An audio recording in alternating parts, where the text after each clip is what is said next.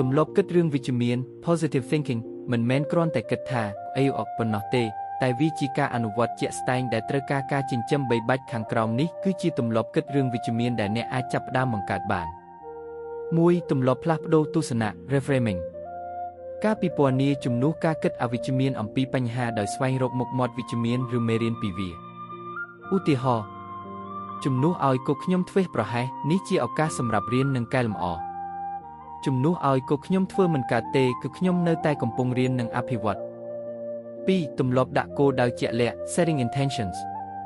ការពិពណ៌នាចាប់ផ្ដើមថ្ងៃថ្មីដោយការសម្រេចចិត្តថាតើអ្នកចង់ឃើញថ្ងៃនេះយ៉ាងណានិងអ្នកចង់មានអារម្មណ៍យ៉ាងណា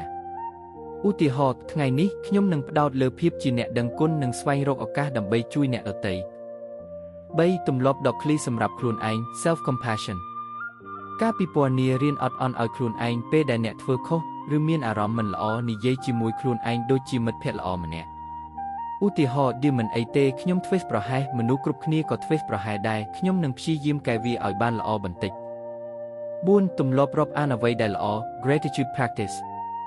ការពិពណ៌នាក្នុងមួយថ្ងៃចំណាយពេលបន្តិចដើម្បីសម្គាល់និងកត់ត្រាអ្វីដែលអ្នកដ៏ឃ្លីថ្លៃថ្នូរទៅលើវាទោះបីជារឿងតូចតាចក៏ដោយ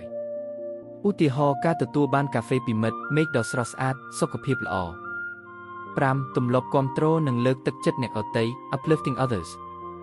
ការពិពណ៌នាការផ្ដល់ការគាំទ្រនិងពាក្យសម្ដីលើកទឹកចិត្តដល់អ្នកដទៃនឹងធ្វើឲ្យអ្នកមានអារម្មណ៍ល្អផងដែរហើយបង្កើតវប្បធម៌វិជ្ជមានឧទាហរណ៍និយាយពាក្យគឺសូមអរគុណអ្នកធ្វើបានល្អណាស់ឬជួយធ្វើការងារតូចតាចដោយមិនចាំបាច់គេសុំ 6. ទម្លាប់បញ្ឈប់ការប្រៀបធៀប quit comparing ការពិពណ៌នាបញ្ឈប់ការប្រៀបធៀបខ្លួនឯងជាមួយនឹងអ្នកដទៃផ្ដោតលើការរីកលូតលាស់ផ្ទាល់ខ្លួនរបស់អ្នកវិញឧទាហរណ៍ជំនួសឲ្យការគិតថាបើហេតុអ្វីខ្ញុំមិនសប្បាយចិត្តដូចគេសូមគិតថាតើខ្ញុំអាចធ្វើអ្វីបានខ្លះដើម្បីឲ្យថ្ងៃនេះរបស់ខ្ញុំប្រសើរឡើង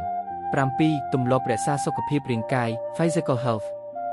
ការពិពណ៌នាសុខភាពរាងកាយនិងសុខភាពផ្លូវចិត្តគឺតាក់ទងគ្នាយ៉ាងជិតស្និទ្ធការហាត់ប្រាណគេងឲ្យគ្រប់គ្រាន់និងញ៉ាំអាហារដែលមានផលប្រយោជន៍និងជួយគាំទ្រអារម្មណ៍វិជ្ជមានឧទាហរណ៍ដើរតិចតួចក្នុងមួយថ្ងៃញ៉ាំផ្លែឈើនិងបន្លែឲ្យបានច្រើន 8. ទម្លាប់បញ្ជៀសមនុស្សនិងបរិស្ថានអវិជ្ជមាន curating your environment ការពិពណ៌នាកំណត់ព្រំដែន boundaries ជាមួយមនុស្សដែលធ្វើឲ្យអ្នកមានអារម្មណ៍អវិជ្ជមាននិងស្វែងរកសហគមន៍ឬមនុស្សដែលលើកទឹកចិត្តអ្នកឧទាហរណ៍កាត់បន្ថយពេលវេលាលើបណ្ដាញសង្គមដែលធ្វើឲ្យអ្នកមានអារម្មណ៍មិនល្អឬចូលរួមក្រុមដែលមានចិត្តសាស្ត្រវិជ្ជមាន 9. ទម្លាប់ស្វែងរកការកម្សាន្ត seeking joy ការពិពណ៌នាចំណាយពេលធ្វើសកម្មភាពដែលអ្នកពិតជាត្រូវការទោះបីជាត្រឹមតែមួយភ្លែតក៏ដោយឧទាហរណ៍ស្ដាប់តន្ត្រីអានសៀវភៅនៅលើធម្មជាតិលេងជាមួយសត្វចិញ្ចឹម 10. ទម្លាប់ទទួលយកភាពមិនពិតប្រាកដ embracing uncertainty ការពិពណ៌នារៀនមើលភាពមិនពិតប្រាកដថាជាផ្នែកមួយនៃជីវិតជាជំរកសម្រាប់លទ្ធភាពថ្មីជំនួសឲ្យការភ័យខ្លាចវាឧទាហរណ៍ជំនួសឲ្យកូនខ្ញុំមិនដឹងថាអនាគតនឹងមានអ្វីកើតឡើងទេវាគួរឲ្យភ័យខ្លាចណាស់កូនខ្ញុំចង់ដឹងថាតើអនាគតនឹងនាំយកអ្វីមកឲ្យខ្ញុំខ្លះសង្ខេបការគិតរឿងវិជ្ជមានគឺជាជំនាញមួយដែលត្រូវការអនុវត្តសូមចាប់ផ្ដើមពីទម្លាប់តូចមួយចំនួនដែលអ្នកចូលចិត្តហើយធ្វើវាឲ្យទៅជាផ្នែកមួយនៃជីវិតប្រចាំថ្ងៃរបស់អ្នកវាមិនមែនអំពីការមិនឃើញបញ្ហានោះទេតែគឺអំពីការជ្រើសរើសមើលវាតាមរបៀបដែលជួយឲ្យអ្នករីកចម្រើននិងមានសង្ឃឹម